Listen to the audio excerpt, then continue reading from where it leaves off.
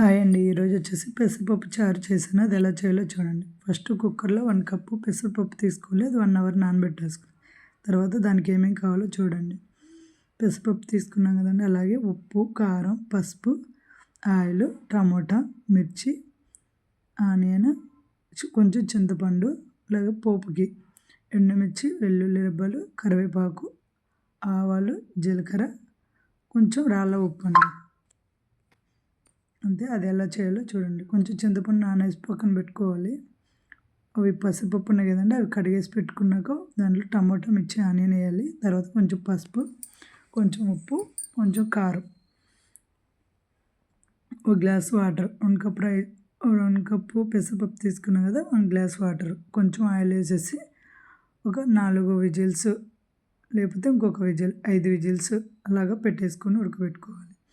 అది అయ్యేలోపు వెల్లుల్లి రెబ్బలు కచ్చాపచ్చాగా దంచి పెట్టుకోవాలండి. తర్వాత అది ఉడికిందో లేదో చెక్ చేసుకోవాలి. అది మెత్తగా ఉడికితే దాన్ని బాగా మెదుపుకొని దాంట్లో కొంచెం చింతపండు రసం ఉంది కదండి, అది ముందు నానబెట్టాం కదా, దాంట్లోంచి రసం తీసి పప్పులో వేయాలి.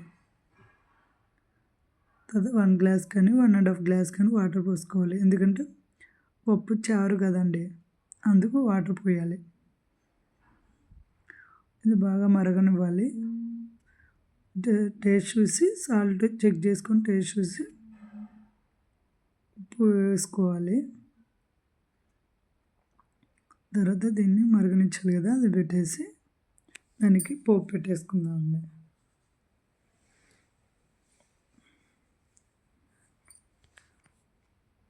ఇప్పుడు ప్యాన్ పెట్టి ఆయిల్ కొంచెం వేయాలి. ఆయిల్ హీట్ అయ్యాక ఆవాలు, జీలకర్ర వేసేసి కొంచెం ఫ్రై చేయాలి. కొంచెం ఫ్రై అయ్యాక ఎండుమిర్చి వేసుకోవాలి. ఎండుమిర్చి కూడా ఒకసారి ఫ్రై చేసుకోవాలి. అది కూడా ఫ్రై అయ్యాక వెల్లుల్లి రెబ్బలు వేసేయాలండి. కచ్చపచ్చ దంచుకున్నాం కదా, అది కూడా కొంచెం ఫ్రై చేయాలి. ఎందుకంటే పచ్చివాసన లేకుండా ఉంటేనే టేస్ట్ బాగుంటుంది. దాంట్లో కొంచెం కరివేపాకు, కొత్తిమీర కూడా వేయాలండి. మా ఇంట్లో లేదు, నేను వేయలేదు. పప్పుచారు బాగా మరగాలండి. మరిగిన తర్వాత ఈ పోపు వేసేయాలి. మరిగింది కదా, పోపు వేసేసాము. ఒక 2 మినిట్స్ అలాగే మరిగించాలి. అంతే అండి. ఆరోగ్యానికి ఎంతో మంచిది ఈ పప్పుచారు. అలాగే సమ్మర్లో ఒంటికి బాగా చలువ చేస్తుంది.